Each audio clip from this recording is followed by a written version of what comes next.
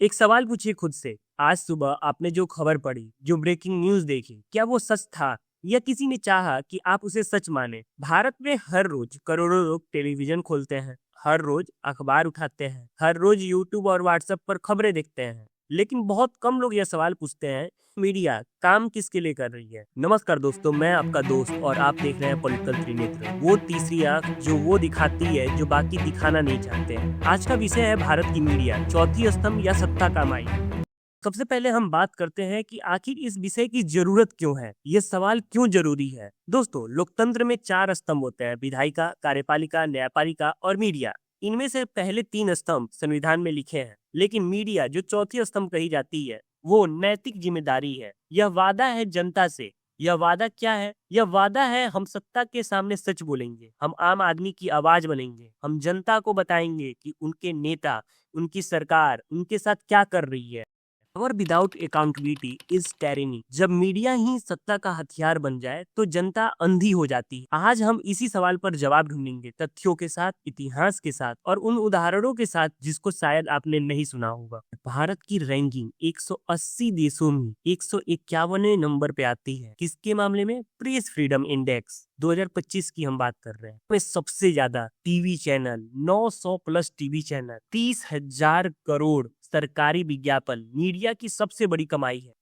चलिए हम ऐतिहासिक पृष्ठभूमि की बात कर लेते हैं। इतिहास, आजाद मीडिया से गुलाम मीडिया तक। दोस्तों, भारतीय मीडिया का इतिहास बहुत गौरवशाली रहा है। आजादी की लड़ाई में अखबारों ने क्रांति की आग जलाई थी। बाल गंगाधर तिलक का केसरी, महात्मा गांधी का यंग इंडिया और भगत सिंह का कृति, ये महज अखबार नहीं थे, ये आंदोलन थे। आजादी के बाद भी दशकों तक भारतीय पत्रकारिता में साहस रहा। इंदिरा गांधी ने जब 1975 में इमरजेंसी लगाई तो कुछ अखबारों ने अपने एडिटोरियल बिना खबर के छोड़ दिए। एक खाली कॉलम, ये की सेंसरशिप है, हम नहीं बोल सकते। यह था असली पत्रकारिता का साहस। फिर 1990 के दशक में आया आर्थिक उदारीकरण, बाजार खुले, पूंजी आई और मीडिया एक उद्योग बन गया। प्राइवेट चैनल आए, सैटेलाइट टीवी आई और धीरे धीरे खबर एक प्रोडक्ट बन गई जिसे बेचा जाता है। जब मीडिया उद्योग बन गया तो उसे इन्वेस्टर चाहिए थे। इन्वेस्टर को सरकारी कॉन्ट्रैक्ट चाहिए था। सरकारी कॉन्ट्रैक्ट के लिए सरकार से दोस्ती चाहिए थी और दोस्ती के बदले खबरें बदलने लगी। साजिश नहीं है, यह एक आर्थिक तर्क है। जो हाथ खिलाया उसे कौन काटेगा? आइए आज की स्थिति पे बात करते हैं। वर्तमान स्थिति, आज का मीडिया कैसा है? दोस्तों, आज भारत में तीन बड़ी समस्याएं हैं मीडिया के साथ, इन्हें ध्यान से सुनिए। पहली समस्या, ऑनरशिप यानी मालिकाना हक। भारत का अधिकांश बड़ा मीडिया हाउस किसके पास है? बड़े कॉर्पोरेट घरानों के पास। मुकेश अंबानी के पास न्यूज 18, जो CNN 18, CNBN, कलर्स जैसे दर्जनों चैनल चलाता है। अडानी ग्रुप ने NDTV का अधिग्रहण किया। की media, India Today, Republic TV, हर बड़े चैनल के पीछे कोई ना कोई बड़ा कॉर्पोरेट हित है। जरूरी सवाल, जब एक मीडिया समूह का मालिक वही व्यक्ति है जिसे सरकार से ठेके मिलते हैं, तो क्या वो मीडिया उस सरकार की आलोचना कर सकता है? दूसरी समस्या, सरकारी विज्ञापन की। भारत सरकार और राज्य सरकार मिलकर हर साल हजारों करोड़ रुपए मीडिया को विज्ञापन के रूप में देती है। यह विज्ञापन किसे मिलता है? जो सरकार का साथ देती है, और जो चैनल सरकार की आलोचना करती है, विज्ञापन बंद कर दिए जाते हैं। सेंसरशिप नहीं, यह फाइनेंशियल रूप से तोड़ना होता है और यह कहीं ज्यादा खतरनाक है। तीसरी समस्या, TRP की दौड़। जब खबर बिकने वाली चीज बन जाती है तो फिर वह खबर दिखाई जाती है जो ज्यादा देखी जाए। और क्या ज्यादा देखा जाता है? हिंदू मुस्लिम, पाकिस्तान, सेलिब्रिटी स्कैंडल और राष्ट्रवाद पर जोर। इसे कहते हैं आउटरीच इकोनॉमी, गुस्से की अर्थव्यवस्था। इसी दौड़ में खो जाती है असली खबर। किसान की आत्महत्या, बेरोजगारी के आंकड़े, स्वास्थ्य सेवाओं का बदहाल, शिक्षा संकट। चलिए दोस्तों, अब कुछ ठोस उदाहरणों की बात करते हैं जब मीडिया को जनता की तरफ खड़े होना था लेकिन वो खड़े नहीं हुए। उदाहरण नंबर 1 की बात किया जाए तो कोविड-19 माइग्रेंट क्राइसिस। जब लॉकडाउन लगा, लाखों प्रवासी मजदूर सैकड़ों किलोमीटर पैदल चलने पर मजबूर हुए। बच्चे, औरतें, बूढ़े सड़कों पर। इस महासंकट को नेशनल टीवी पर कितने दिन प्राइम टीवी कवरेज मिली? बहुत कम, क्योंकि वो वक्त था सरकार के राष्ट्रीय लड़ाई के नैरेटिव को सपोर्ट करने का।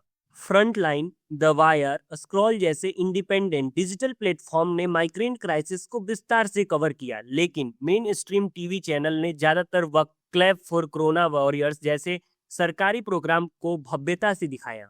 दूसरे उदाहरण की बात किया जाए तो वो इलेक्टोरल बॉन्ड है। सुप्रीम कोर्ट ने इलेक्टोरल बॉन्ड को असंवैधानिक घोषित किया। यह एक ऐतिहासिक फैसला था जिससे पता चला कि हजारों करोड़ रुपए किन किन कंपनियों ने किन किन पार्टियों को दिए। खबर को कितने मेन स्ट्रीम टीवी चैनल ने प्राइम टीवी में गहराई से एनालाइज किया, आप खुद सोचिए। दूसरे नंबर उदाहरण की बात किया जाए तो वो है paid news. Election commission of India ने खुद स्वीकार किया है कि पेड न्यूज एक बड़ी समस्या है, जहां नेता पैसा देकर अपनी तारीफ में खबरें छपवाते हैं। यह जर्नलिज्म नहीं, ये एडवर्टीजमेंट है जो खबर के रूप में परोसी जाती है।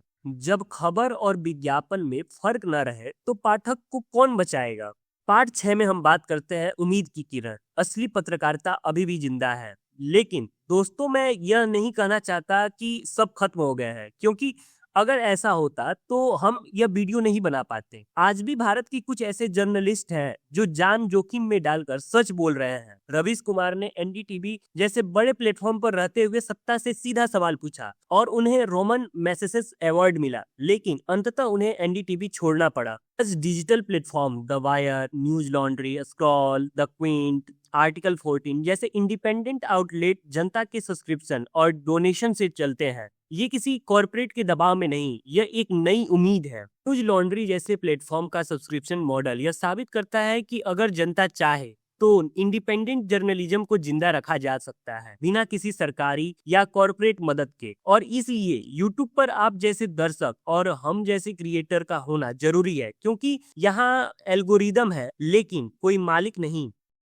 मीडिया लिटरेसी, आप क्या करें। मीडिया लिटरेसी के 5 बड़े हथियार, चलिए दोस्तों आज हम बताते हैं। दोस्तों, सबसे जरूरी हिस्सा समस्या जान लेना काफी नहीं है, समाधान भी जानना होगा। तो ये 5 वो बड़े हथियार हैं जो हर भारतीय नागरिक को अपने पास रखने चाहिए। पहला, सोर्स देखिए, चैनल नहीं। कोई भी खबर पढ़े तो सबसे पहले देखिए कि यह खबर किसने दी है, सरकारी विज्ञापन पर निर्भर चैनल ने या किसी इंडिपेंडेंट आउटलेट ने। सोर्स की क्रेडिबिलिटी जांचे। कोई बड़ी खबर है तो उसे कम से कम 3 अलग अलग सोर्सेज से पढ़ो, देखो कि किसने क्या छोड़ा और किसने क्या जोड़ा। तीसरा, आउटरीच से सावधान रहो। जब कोई खबर आपको बहुत गुस्सा दिलाए, बहुत डराए या बहुत जोश भरे तो रुकिए। यह आउटरीच इकोनॉमिक का तरीका है, आपको रेशनल थिंकिंग से दूर करने का।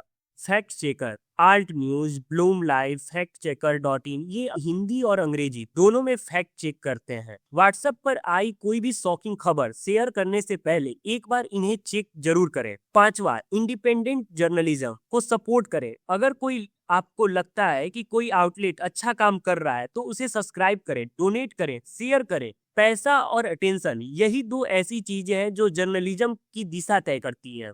जागरूक नागरिक 100 झूठे चैनलों से ज्यादा ताकतवर है। तो दोस्तों, हमने देखा कि भारत का मीडिया एक जटिल संसार है। यहाँ कुछ लोग हैं जो सच के लिए लड़ रहे हैं, तो कुछ ऐसे हैं जिन्होंने सच को बेच दिया है। यह लड़ाई खबरों की नहीं, नैरेटिव की लड़ाई है, और इस लड़ाई में आप एक जागरूक दर्शक के रूप में सबसे बड़े हथियार हैं। चौथा स्तंभ तभी चौथा स्तंभ रहेगा जब आप उसे चौथा स्तंभ रहने दें। उस पर भरोसा करें जो डिजर्व करता हो, और उसे रिजेक्ट करें जो सत्ता का माइक बन चुका हो। दोस्तों, पॉलिटिकल त्रिनेत्र इसलिए बना है ताकि आपकी तीसरी आंख हमेशा खुली रहे। अगर यह वीडियो वैल्यूएबल लगा तो लाइक करें, शेयर करें और सब्सक्राइब जरूर करें, क्योंकि पॉलिटिकल त्रिनेत्र पर और भी ऐसे विषय आने वाले हैं जो आपको कहीं नहीं मिलेंगे। मिलते हैं अगले एपिसोड में, तब तक के लिए धन्यवाद। जय हिंद।